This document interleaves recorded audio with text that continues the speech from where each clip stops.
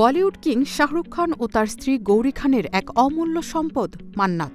শুধুমাত্র একটি বাড়ি নয়, এটি ভারতের সিনেমা প্রেমীদের কাছে এক প্রতীক, স্বপ্নের ঠিকানা।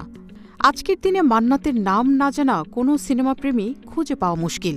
প্রতিদিন এই বাংলোর সামনে জমে ভক্তদের ভিড়, যারা খুঁজে পান না এই কিং খানের এক ঝলক। কিন্তু এই স্বপ্নের বাংলোটি শাহরুখের জন্য সবসময় সুখের গল্প ছিল না। ১৯১৪ সালে নির্মিত হয়েছিল এই বাড়িটি, যা তখন ছিল ভিলা ভিয়েনা। নরিম্যানকে দুবাস নামে এক ব্যবসায়ী বাড়িটি তৈরি করেছিলেন। সময়ের সঙ্গে সঙ্গে নাম বদলে হয় মান্নাত। ২০০১ সালে শাহরুখ খান ও গৌরী খান যখন এটি কিনেছিলেন, তখন বাড়িটির অবস্থা ছিল বেশ অপরিপক্ক। বড় ধরনের সংস্কারের প্রয়োজন ছিল। এমনকি প্রথমে এক ডিজাইনারকে ডাকা হয়েছিল, কিন্তু তার প্রস্তাবিত খরচ ছিল তাদের সাধ্যের বাইরে।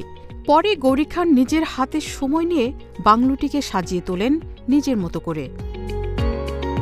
তবে এই বাংলো কেনা ছিল এক ধরনের সাহসের পদক্ষেপ, কারণ শাহরুখের তখন পর্যাপ্ত অর্থ ছিল না।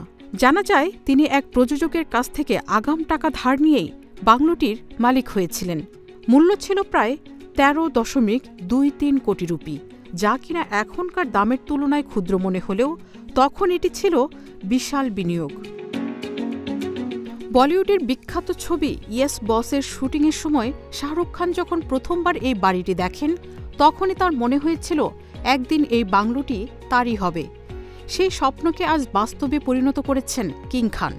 আজ মান্নাত একটি ৬ তলা বিশিষ্ট বিলাসবহুল বাংলো, যেখানে রয়েছে ব্যক্তিগত সিনেমা হল, একাধিক শয়নকক্ষ, প্রশস্ত বাগান, কর্মচারীদের জন্য আলাদা আলাদা কোয়ার্টার এবং বহু ঐতিহ্যবাহী ও নান্দনিক সামগ্রী। বর্তমানে এই বাংলোর বাজার মূল্য প্রায় ৩০০ কোটি রুপি, অর্থাৎ শাহরুখ যে টাকা দিয়ে কিনেছিলেন তার থেকে ২২ গুণ বেশি মূল্যবান হয়ে উঠেছে। নিজের মুখে শাহরুখ খান বলেছেন এই বাড়িটি তিনি কখনো বিক্রি করবেন না, কারণ মান্নাত শুধু একটি বাড়ি নয়, এটি তার জীবনের একটি অংশ, যেখানে তিনি পরিবার ও ফ্যানদের সঙ্গে অসংখ্য স্মৃতি গড়েছেন। News desk, hello Bangla.